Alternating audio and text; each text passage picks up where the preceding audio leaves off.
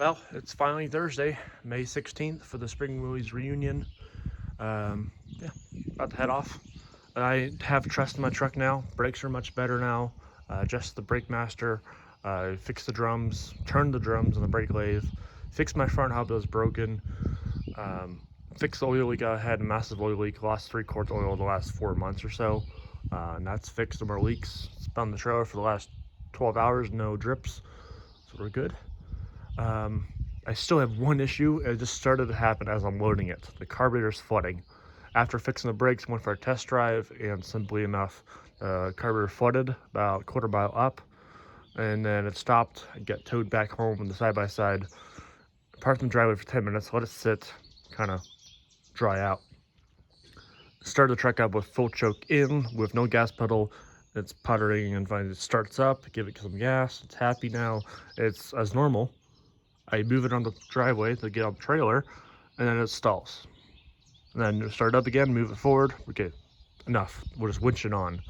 So heading to the off-road park now. I told everyone I'm not going to go off-road just because of the carb issues and everything else. But to be honest, it's just a carb. It's not that bad. It's not brakes. It's not suspension or whatever. It's just a carb. I mean, it could be the bad float. It could be something. It's flooding for all I really know about it. So take it off-road park. We're gonna leave it strapped down, take the hood strap off and the door straps off, and then just at the park, just try to figure out why it's flooding. If we could fix the flooding issue and let it idle for say 10 minutes straight, no issues, then we'll unload and go wheel. If it does not, then I'll just take it straight to the show and then unload it at the reunion. And we're only at a small field, and I can deal with the carburetor there, and Sal Walters there that rebuilds my carbs, so he can kind of fix it. So that's the plan. I'll just walk around the truck, show you everything that's loaded up, and then I'm gonna head my way out.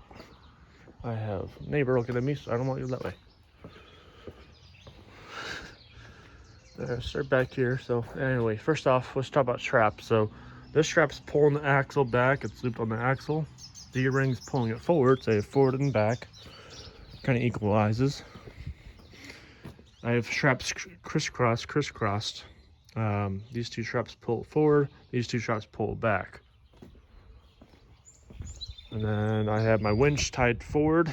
So I have forward, I have the one strap, and then that strap, everything's rotating. So it's plenty of straps. Had Dad verify before he left to go to work. We're good. We have my hood strap holding my hood down in case I want to fly up. Like my truck factory never had these. They're for later models, and I don't trust that thing, and it doesn't work now anymore. So I put these on, but still put this on for shipment. And then up here I have my crates full of parts. This is most of my parts I'm selling, small parts. I got one nail per corner, nailing it down. It's still somewhat up so I can get easy access to the head. Put a strap to strap it down. This is my friend's T18 4-speed with Dana 20, Dana 300, wherever it is. And he's got a Novak adapter, the bell housing for a small block Chevy. He wants $600 for it, starting price. I can talk down a little bit on the price. He was supposed to come with me. Then yesterday he backed out saying I can only drive my Jeep there. I'll drive behind you. And I need to leave early Saturday. And then this morning he says I can't go at all. Sucks, but at least at camp I don't have to bring an extra tent for him, so it's one less thing I have to carry. Anyway, so that's that. This is a Dana 20. This is, to me, scrap. It's still salvageable, good housing. Needs a new oil pan, of course. That's for Jordan Ruff. He wants it, and he's gonna trade me some rear fenders, just like my truck has, off of his forward control for my trailer build this summer I'm doing. I need fenders, and I want fenders that match my truck, not M416 fenders, and definitely not Bantam T3C trailer fenders. Those are round. I want square. So good trade. Then he's got a 3-point hitch for a tractor that we can adapt to my truck eventually. That's kind of part of the trade as well. To me, I'm getting a better end of the deal, I think, but he wants this mainly. Whatever he feels good. Then he wants some data plates I have for his truck. So that's our trades we're doing. Yeah, that's about all. This door is not latching right, but I have two bungees holding it. That's enough, plus wind, so we're good. That side, I don't have access to put bungees on, so the other door needing to open, I can't. So I'm just trusting that latch and wind to keep it closed. I try to put a strap on it, but you might break the handle, and I don't want to do that. All right, let's load up inside the back of the truck. Alrighty, so there's a lot of stuff back here, and I need to load half the stuff to go off-road if I do. So I put a cargo net to help keep stuff down. So on the floor and up front, all my off-road stuff, that's down low. And we have a table on top. We have a dashboard for my friend. We have a tailgate, front fenders, my military cot, easy up tent. We have my main tent to sleep in.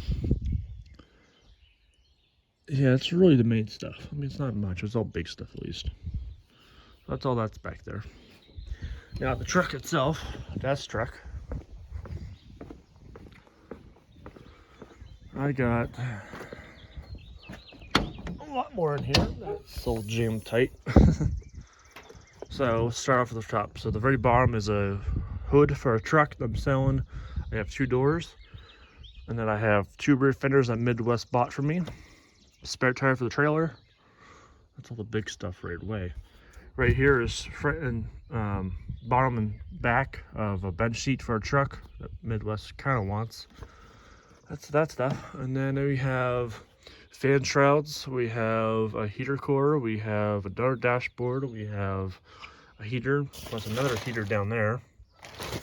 Then we have an AMC tailgate. If someone wants it for artwork, take it for $50. And then I have my swamp meat stuff, just bins to keep stuff organized, like $5-10 bins, tape, markers, labels. So that's in there. Then as for the fabric stuff, this is my easy up top piece. And this is my parts floor piece. And then this is my parts floor piece. I have 2 parts to lay things out. And this green one's going to be for my wall. I bought a wall for the easy up for the back at least, but for the side I may want to put a tarp on if it rains Friday a lot. Figure out where the wind's coming from, put that tarp up, use zip ties. So that's that plan. Really it back here. I know Midwest wants this. I got these all working. They all move for a CG5 heater control. So there's that. And then Jordan's going off-road too, so hopefully when he's there, I want to unload this, give it to him right away, so it's one less thing I have to carry. And then inside the truck itself, we're carrying a RC CJ. Got this yard sale. It does work. Steering's funky, but yeah, it works. Cooler, my lunch for the off-road, snacks, straps and other stuff, my sweaters, my clothes. Then here is more spare parts to put away. My trail hat. I have a title for a Jeep, actually, that Jordan may want. And then we have stuff to sell. So I've been snagging up things. Little Jeep MB. We have a Tonka, Oral Control, a couple Hot Wheels, and that. So that's my stuff I'm selling. So yep, this is just condensers and caps and that. So alrighty, that's my loadout. My bedding's up there by myself. So I need to go. I have an hour and 45-minute drive total for this whole road trip. So the first half 45 minutes is to the gas station in Ohio, get cheap fuel, top off gas truck there, buy truck caps on that side, then I have a jerry can. So I'm probably gonna go do both at the same time, take the can off. I'll handle that. So I need to get fuel, and it's at Shell, easier truck stuff to pull in. That's that, and then off to the off-road park, and then the reunion itself in Canton. So that's the plan out. I did download on Google Maps offline mapping, so I have just Sutterton off-road park area more detailed, and I zoomed way out to Canton, so I know for sure last year I had no cell service at the park. So I made sure I downloaded that, plus Onyx Off-Road. though they don't have trails. It's a big park, well-known park, but there's not trails on Onyx. But at least the property, I have Onyx downloaded the map at least, so I have some help there at least. I mean, we're with the pack a group, plus I should arrive early, so I'm not too worried, but good to have that. Alrighty, that's it for the video. Talk and walk around for Jenny. I'll load it up. Yeah, fun. It's only an hour and 40-minute drive. It's not horrible. So, alrighty, that's all.